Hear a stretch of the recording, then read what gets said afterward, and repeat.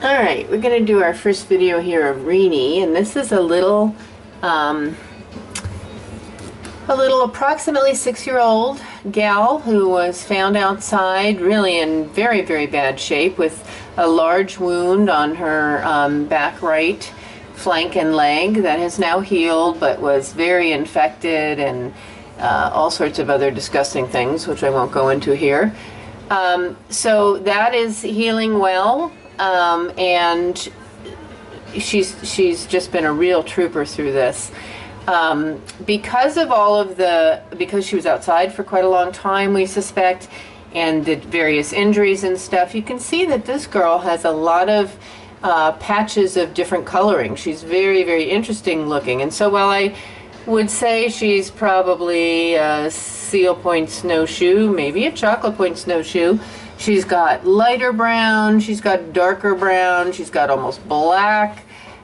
Here where all of the hair was gone and shaved for that injury, it almost looks like it's going to come back in quite speckled.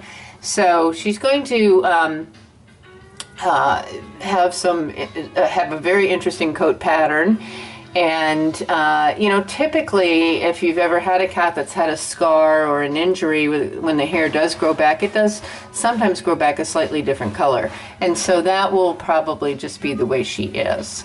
Very loving gal. We don't believe she's spayed yet. She has been too down and out to consider doing that, but that's the next thing on her agenda. So that will come up this week. And we'll get that done, and then I'd say I'm guessing about the 11th of July is maybe when her go-home date will be, possibly a little bit earlier. Again, we estimate about age 6. Her teeth are actually in very good condition, but sometimes, her eyes look a little bit older. Very hard to judge sometimes because we just have to go by the condition of the cat, the teeth, the eyes, the body condition, the movement and activity level, etc., etc. So it's a tough thing to guess at. 6, I don't think she's really a lot older than 6. She could be younger. It's just hard to say.